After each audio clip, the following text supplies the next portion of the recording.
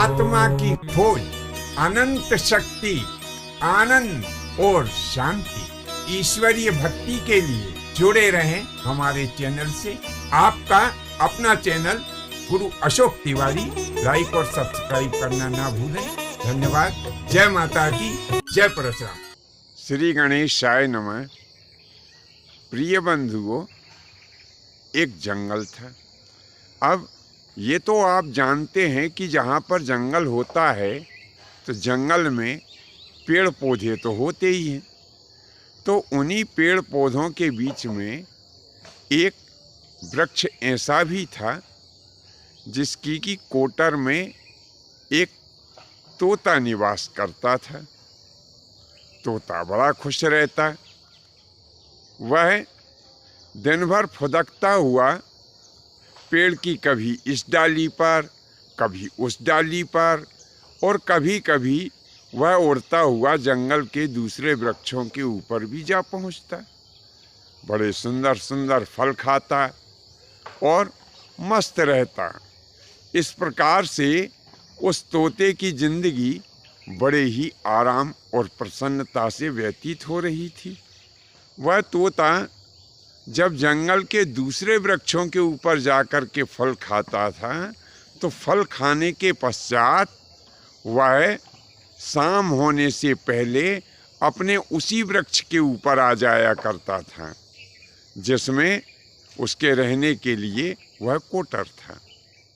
अब हुआ क्या कि कुछ समय पश्चात किसी कारण से वह वृक्ष, यानी जिस वृक्ष के ऊपर वह तोता रहता था, वह वृक्ष धीरे धीरे सूख गया। उसके सारे पत्ते झड़ गए, डालियां टूट गई। अब केवल रह गया एक ठूंठ मात्र जिसके ऊपर वह तोता बैठा रहता।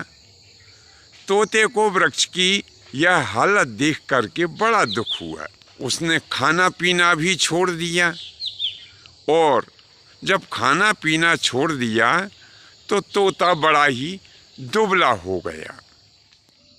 तोता दिन रात दुखी रहता और अपने पालने वाले उस वृक्ष की ऐसी हालत देख करके वह रोता रहता।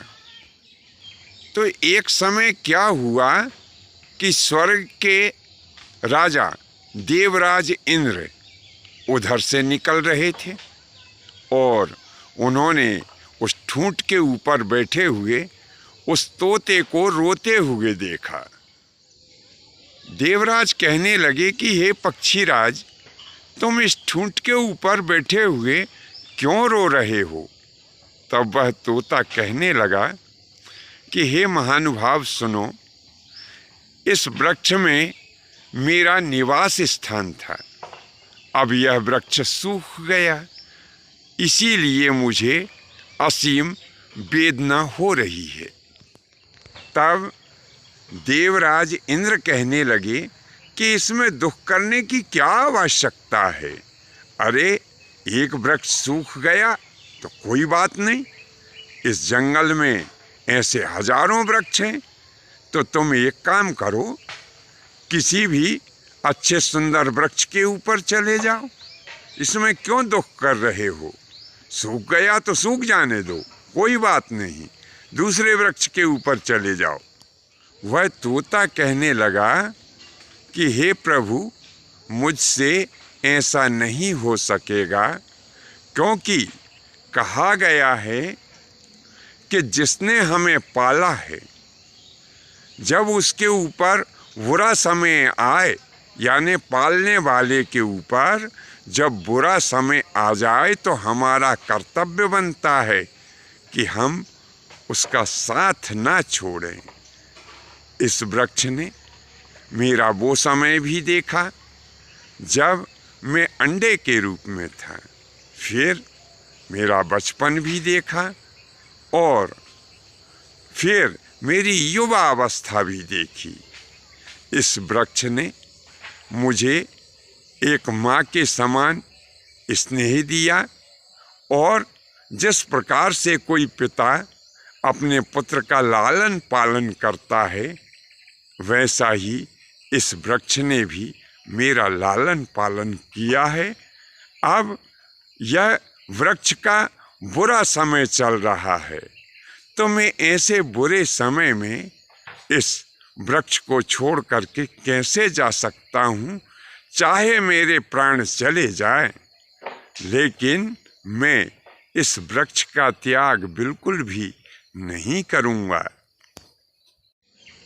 तब देवराज इंद्र कहने लगे कि हे पक्षीराज सुनो, मैं अपने पालने वाले के प्रति तुम्हारी भक्ति को देखकर के बड़ा प्रसन्न हूँ। वरदान मांगो, तुम क्या चाहते हो, कौन सा वरदान मुझसे मांगना चाहते हो। तुम जो भी वरदान मांगोगे वह मैं तुम्हें निश्चित ही दे दूँगा। तब वह तोता कहने लगा कि हे प्रभु, यदि आप मेरे ऊपर प्रसन्न हैं और वरदान देना चाहते हैं, तो जैसे पहले यह मेरा पालने वाला वृक्ष हरा भरा था, ये वैसा ही हो जाए। देवराज इंद्र ने कहा कि ऐसा ही हो। जैसे ही देवराज इंद्र ने यह वरदान दिया, वैसे ही वह वृक्ष पहले की तरह हरा भरा हो गया। तो बंधुओं, इस कथा से हमें यह शिक्षा मिलती है कि जिन्होंने भी हमारा लालन पालन किया है, जिन्होंने भी हमें पाल पोस करके बड़ा किया है, उनके ऊपर कितना भी बुरा समय क्यों ना आ जाए, पर हमें उनका साथ बिल्कुल भी नहीं छोड़ना चाहिए। तो बंधुओं, आज के लिए बस इतना ही। शेष अगले भाग में नए विषय के साथ में आपकी सेवा में उपस्थित होंगे। आज्ञा दीजिए। धन्यवाद। जय माता की, जय परशुराम जी की।